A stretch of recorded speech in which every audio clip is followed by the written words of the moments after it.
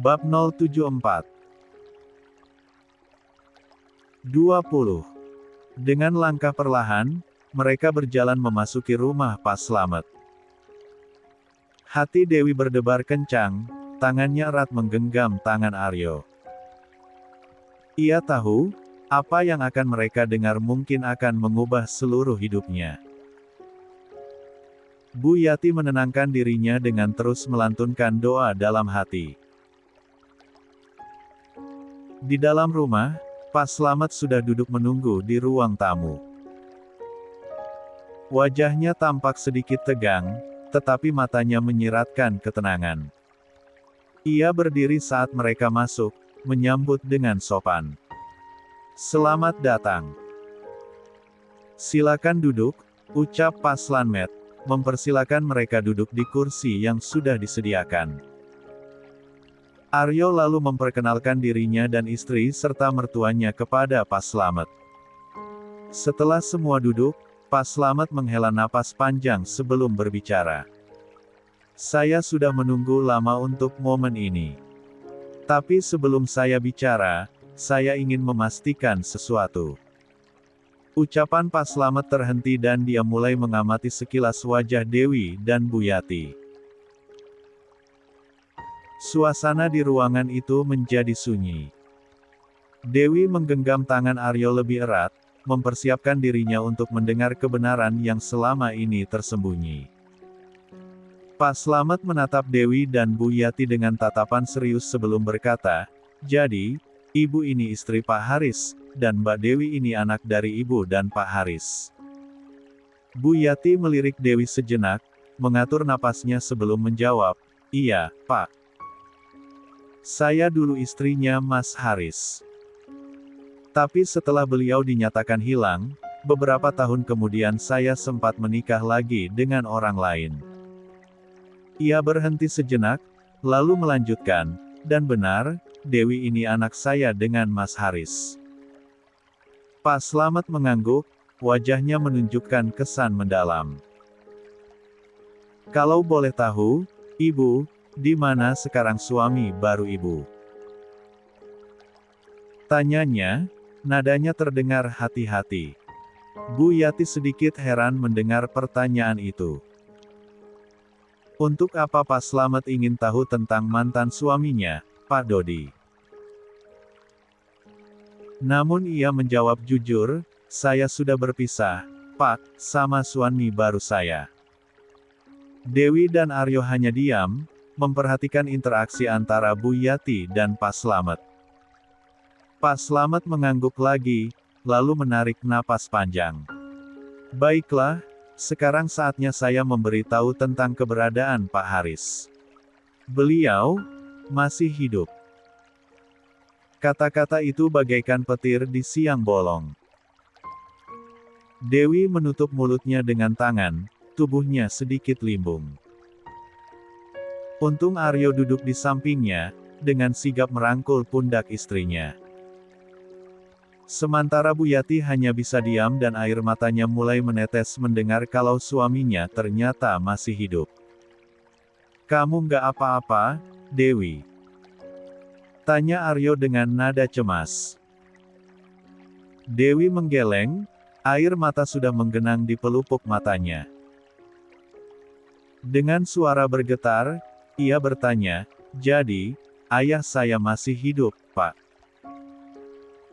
Di mana beliau sekarang?" Pak Slamet tersenyum kecil, meski tampak berat. "Iya, Nak. Ayahmu masih hidup. Beliau tinggal tidak jauh dari kampung ini," jawabnya, tatapannya bergeser antara Dewi dan Bu Yati. "Tapi kenapa, Pak? Kalau ayah saya masih hidup, kenapa beliau tidak pulang ke rumah? Kenapa tidak mencari kami?" tanya Dewi, air matanya mulai jatuh, suaranya pecah dalam pelukan Aryo. Pak Slamet menatap Dewi dengan tatapan iba. "Biar ayahmu sendiri yang menjelaskan, Nak. Ada banyak hal yang mungkin menjadi pertimbangan beliau, dan Bapak tidak berhak mengatakannya pada kalian," ucapnya penuh pengertian. Semua orang di ruangan itu terdiam, tenggelam dalam pikiran masing-masing. Akhirnya, Pak Slamet bangkit dari duduknya. "Sekarang, kalau kalian siap, saya akan mengantarkan kalian ke rumah Pak Haris." Dewi mengusap wajahnya, mencoba menenangkan diri. Aryo menggenggam tangannya erat, memberikan kekuatan. Bu Yati mengangguk pelan, meskipun jelas terlihat ia juga berusaha menahan emosinya. 21. Rombongan itu pun segera keluar dan masuk ke dalam mobil. Suasana di perjalanan terasa hening, hanya suara kendaraan yang terdengar. Hati Dewi berdebar tak karuan, membayangkan apa yang akan terjadi ketika ia akhirnya bertemu dengan ayahnya yang selama ini ia kira sudah tiada. Sepanjang perjalanan, suasana terasa hening meski hati Dewi bergolak. Tiba-tiba, Pak Slamet berbicara, memecah keheningan, "Nak, tolong terima keadaan ayahmu apa adanya, ya. Beliau sudah sangat tersiksa selama ini karena kondisinya. Jangan marah pada ayahmu karena selama ini tidak mencarimu. Dengarkan dulu alasan beliau nanti." Dewi menoleh ke arah Pak Slamet, matanya berkaca-kaca. "Lia, Pak. Bagaimanapun kondisi beliau, Dewi akan terima. Saya sangat bahagia mengetahui beliau masih hidup," ucap Dewi dengan suara bergetar namun tegas. Pak Slamet tersenyum tipis, penuh haru. "Lah tahu, Dewi adalah anak yang baik, yang memiliki hati yang tulus. Ayahmu sangat beruntung memiliki anak seperti kamu, Nak," ujarnya pelan. Tak lama, mobil berhenti di depan sebuah rumah sederhana yang terletak di ujung desa. Rumah itu tampak tua, namun bersih, dengan pekarangan kecil yang ditumbuhi beberapa tanaman. "Ini rumah ayah saya, Pak?" tanya Dewi, suaranya hampir seperti bisikan. Pak Slamet mengangguk sambil membuka pintu mobil. "Iya, Nak. Ini rumah ayahmu. Ayo turun. Ayahmu pasti senang melihat kamu datang mencarinya," ucapnya dengan nada meyakinkan. Dewi menarik napas panjang, mencoba menenangkan jantungnya yang berdebar kencang. Aryo menggenggam tangannya erat, memberi dukungan. "Tenangkan dirimu Dewi, ingat ada anak kita di perutmu," ucap Aryo lembut. Dewi mengangguk dan perlahan melangkah keluar dari mobil. La merasa gugup, namun langkahnya mantap menuju rumah kecil itu. Bu Yati berjalan di sampingnya, wajahnya juga tegang namun penuh harapan. Setelah sampai di depan pintu rumah, Pak Slamet mengetuk pintu kayu itu dengan sopan. "Pak Haris, ini saya, Slamet," panggilnya. Namun bukan suara langkah kaki terdengar dari dalam rumah, tapi suara hentakan dari tongkat yang semakin lama semakin dekat. Pintu terbuka perlahan, menampakkan seorang pria parubaya dengan tubuh kurus dan wajah yang tampak keriput, berdiri mematung di belakang pintu. "Mas Haris," bisik Bu Yati saat melihat ayah Dewi berdiri di depannya.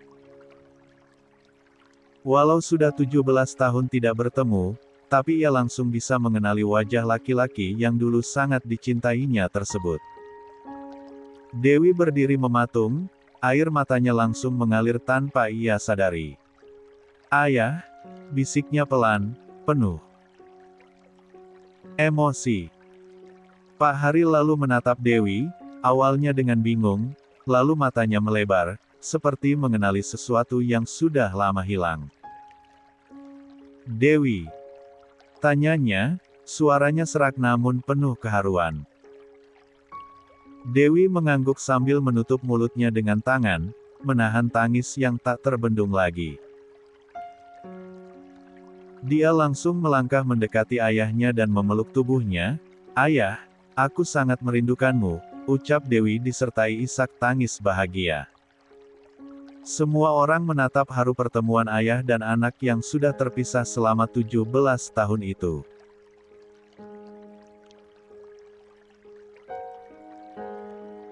22:80. Setelah suasana tenang, semua orang duduk di atas tikar yang digelar di lantai. Suasana hening, hanya terdengar tarikan napas yang berat dari beberapa orang. Dewi akhirnya memberanikan diri untuk bertanya. "Ayah, apa yang sebenarnya terjadi selama ini? Kenapa ayah nggak pulang ke rumah?" Suaranya terdengar bergetar. "Kami menunggu kabar dari ayah bertahun-tahun." "Iya, Mas," timpal Bu Yati. "Kenapa kamu nggak pernah kasih kabar? Bertahun-tahun kami berdua menantikan kabar darimu, sampai pada akhirnya." Kalimatnya terhenti. Tenggorokannya tercekat oleh rasa bersalah yang begitu dalam. Dia memalingkan wajah, berusaha menahan air mata yang hampir jatuh. Dulu Bu Yati memutuskan menikah lagi, karena takut Dewi tidak mendapatkan kasih sayang dari ayahnya yang telah pergi. Namun, ternyata suaminya yang dulu dia pikir sudah tiada ternyata masih hidup. Pak Haris menghela napas panjang. Wajahnya terlihat lelah, tapi dia tahu ini saatnya mengungkapkan semuanya. "Aku minta maaf kalau aku tidak pulang dan menemui kalian. Maafkan aku kalau selama ini merahasiakan tentang kondisiku," ucap Pak Haris dengan suara serak. "Tapi tolong dengarkan ceritaku sampai selesai." Semua mata tertuju padanya. Pak Haris kini mulai menceritakan kejadian yang terjadi 17 tahun lalu. Flashback on. Saat itu, Pak Haris sedang bekerja sebagai sopir pengirim barang antar kota. Setelah menyelesaikan pengiriman terakhirnya, ia berniat pulang ke rumah untuk bertemu keluarganya. Namun, di perjalanan, seorang wanita tiba-tiba muncul di tengah jalan, menghentikan mobilnya dengan wajah penuh ketakutan. Wanita yang berusia sekitar 35 tahun itu berpenampilan kacau dan memohon bantuan. "Tolong, Pak, tolong saya. Mereka mengejar saya," katanya dengan nada cemas, sambil menoleh ke belakang seperti memastikan sesuatu. Pak Haris, yang merasa kasihan, mengizinkannya masuk ke dalam mobil. Setelah mobil melaju, dia mencoba menenangkan wanita itu. "Ibu, apa yang terjadi sebenarnya?" Wanita itu memperkenalkan dirinya sebagai Sekar Pratiwi. Dia menceritakan bahwa dirinya telah bertahun-tahun diculik dan disekap oleh orang-orang yang mengincarnya. "Bagaimana ibu bisa kabur tadi?" tanya Pak Haris sambil terus memacu kendaraannya. "Salah satu anak buah mereka lupa mengunci kamar tempat saya disekap. Saya memanfaatkan kesempatan itu untuk lari," jawab wanita itu. Wajahnya masih terlihat penuh ketakutan. Pak Haris kemudian bertanya, "Di mana rumah ibu? Biar saya antarkan." Lalu wanita itu menuliskan sebuah alamat di kertas yang kemudian diberikan pada Pak Haris. "Jogja," ucap Pak Haris. Pak Haris lalu memasukkan kertas itu ke dalam saku bajunya. Karena kebetulan searah dengan rutenya pulang, Pak Haris bersedia mengantarnya. Namun, tidak lama setelah itu, dua mobil lain terlihat mengejar mereka. Kejar-kejaran pun tak terhindarkan. Salah satu mobil itu menabrak mobil Pak Haris dari samping, membuat mobilnya oleng dan akhirnya jatuh ke jurang. Pak Haris ingat tubuhnya terpental cukup jauh dari mobil. Saat itu, dia merasa nyawanya seperti sudah di ujung tanduk. Tapi kesadarannya perlahan menghilang, dan semuanya menjadi gelap.